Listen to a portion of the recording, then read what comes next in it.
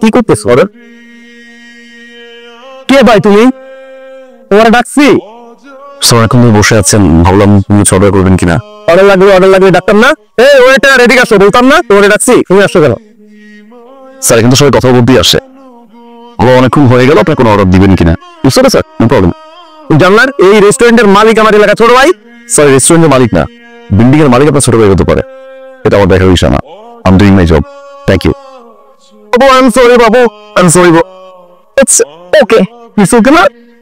আমি তো চাই আমার বাবুর কাছে তাড়াতাড়ি আসতে, ঠিক আছে? 3 মাসে শেষ হয়ে গেছে, টাকা নাই, জিঞ্জিতে আসছি। আমি দিচ্ছি। শালার আমি ইচ্ছা করে পিঠের মধ্যে আমি গরম কপি ডাক একটু বাইট করে দিস। বাইটটা করে কি করবো? আজ তো ওই মায়ের ভুলভাল বুঝ দিয়ে দেয় যে মায়ের কাছ থেকে টাকা খাচ্ছি। তুমি তো জানো লাস্ট অনেকদিন ধরে আমার কাছে টাকা পয়সা নেই। তুমি কি বলছো?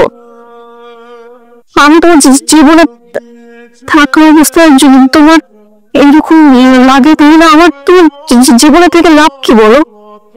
নাও তো আমি কিভাবে তোমার থেকে টাকা বলে নিই? Hello, good day. তারপর এক্সকিউজ মি, আমি তো অর্ডার করিনি। মনে হলো আজ একজন ভালো মানুষকে কফি ট্রিট দিব। আপনি তো অনেক চোখে খুব ভালো একজন মানুষ, এজন্য ওটার জন্য। কিন্তু আমি তো ব্ল্যাক কফি খাই না।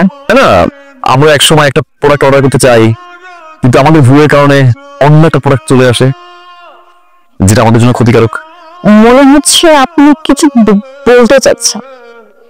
আপনি চ্যারিটির জন্য, অসহায় মানুষের জন্য অনেক টাকা পয়সা দিয়ে থাকেন, কিন্তু কখনো কি দেখেছেন যে আসলে টাকাগুলো আদৌ চ্যারিটিতে যায় কিনা, অসহায় মানুষের হাতে পৌঁছায় কিনা?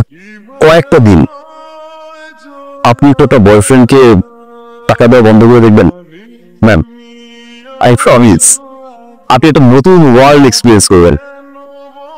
I promise. আমার না 15 থেকে 20,000 টাকা লাগবে। আমার কাছে টাকা নাই। টাকা নেই মজা করতেছে? মানে অ্যাকাউন্ট খালি, তোমার কাছে কোনো টাকা নাই? মানে এইভাবে গেলে কি রিলেশন হয়? হয় না তো। তুমি এগুলো কি শুরু করছো?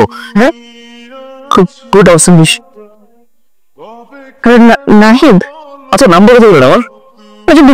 বিল্টু ভাই ওনার কাছে চেয়েছিলাম, দিয়ে দিছে। কোন দরকার? আপনার অনধিকার চর্চা কাজে দিচ্ছে।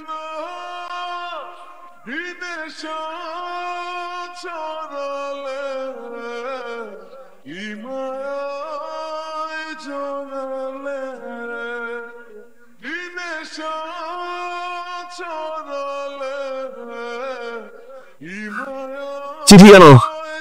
চিঠি লাগবে না, মুখে বলেন। মুখে বলতে পারবো না, আমি তোতলা। এটা ওদের জন্য বলেছিলেন আপনি স্বপ্ন একটা এতিমখানা করবেন। আমি আপনার স্বপ্ন পাশে থাকছে, পাশে রাখবেন।